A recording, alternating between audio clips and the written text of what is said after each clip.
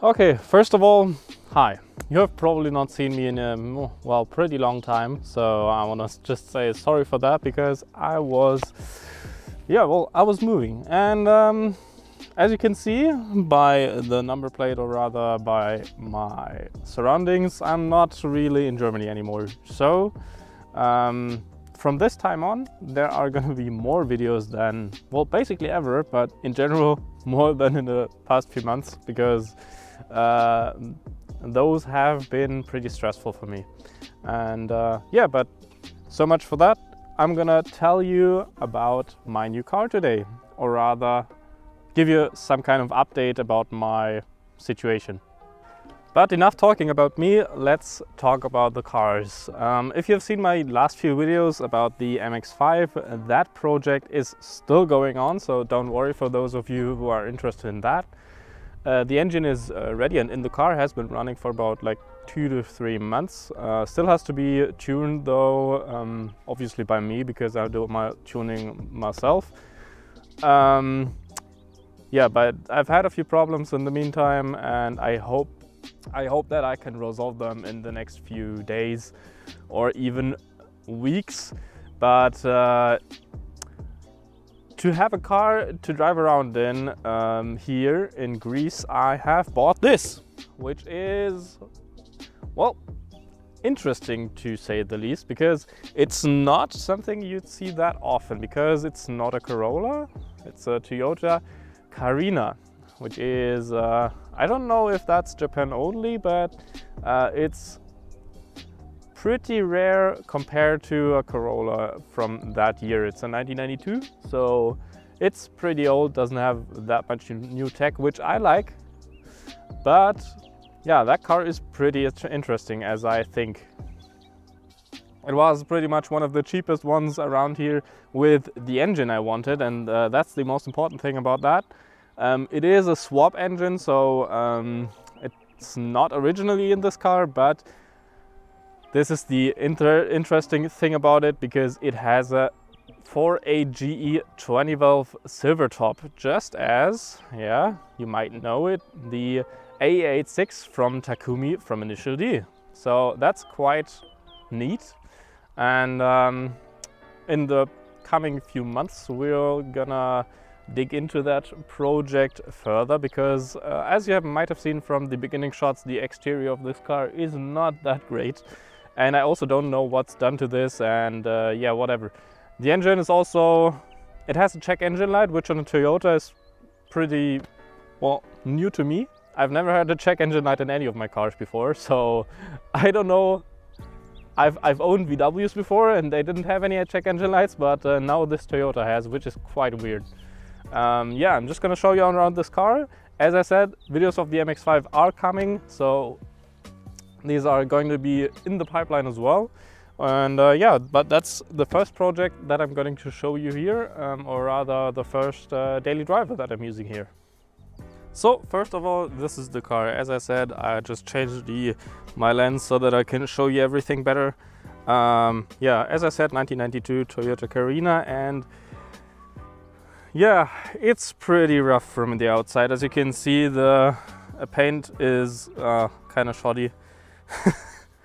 It's cracking in all of the places and missing around here as well. So definitely has to be repainted at some point, or at least the bumpers, because those are pretty much the worst offenders as paint goes, as well as the taillights. These seem to have seen better days. Like the whole, yeah, they have water in them, and also the, yeah, just everything is kind of well, damaged by the sun, I'd say. Also cracked around here, so this is because of the sun. Also, this indicator is yeah, rather cracked, and so I'd have to replace that. Also, there are these indicators, or rather reflectors, I think. I'm not sure about what these are. I have been, I don't know, wrapped, tinted, whatever. Looks kind of weird and it's flaking off, and paint gets even worse in here. If you can see, it's just peeling everywhere, and that's just not fun. But the interesting thing about this car is that I got it for relatively cheap. Because cars here in Greece are a lot more expensive in the used market, as long as you're going to look for lower priced ones, because yeah, cars just get run down until they don't drive anymore, and yeah, then stuff like this just happens. And I don't know why, but the previous owner just decided to, yeah, to just bondo on a, or rather thick bondo on a plastic bumper, which to begin with is not a great idea. Also, this hood was extended, also not very good. There's some, I don't know where that comes from. Maybe that's water that got into those cracks. Yeah, it's just overall not that pretty. But the funny thing is, the interior doesn't look too bad. If I would just, yeah, as I said, interior doesn't look too bad, at least for the mileage it has, because it has 514,000 kilometers, so 500,000 kilometers on the odometer. I don't know if the engine has that much, but the interior definitely has. Speaking of the engine, as I said before, it has a 4AGE 20 valve silver top. Well, it's not that silver now, but trust me, it's a silver top, so 20 valve, which means 5 valves per cylinder, just like the 180 engines, for example. It has VVTi, which I don't know how many kilometers this engine is on, but the pulley makes some noise. It sounds like a diesel while standing, because the pulley gets worn out, and then yeah, they just rattle around. As I said, the only problem I have with that car is that I have a check engine light is on.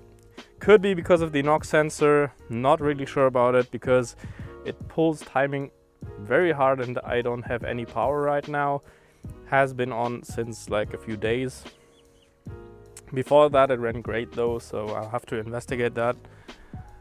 And yeah, this engine is also very exciting because it has ITBs, so individual throttle bodies, which is really cool, and don't really think that many engines have that, especially in stock form.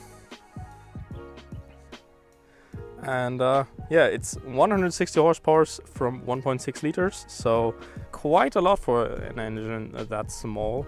And yeah, we'll have to see what to do with this thing, because there aren't any ECUs or whatever, or programmable ECUs for those around, at least as a plug-and-play solution. So I may have to build my own harness because it has an AFM, and I would like to run open trumpets because the sound of that is just a different thing that I would like to experience.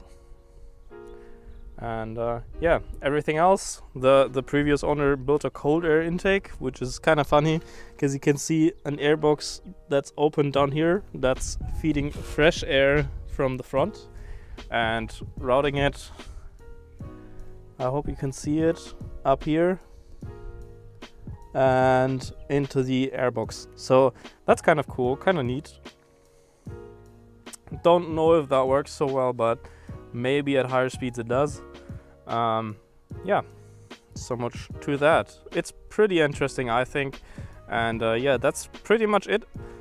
I'm probably only gonna give you a few sound clips because, and no drive-bys, because as I said, the car has no power, and because it retards the timing that heavily, it's also gonna sound very different than it would be when it's running properly, because it also has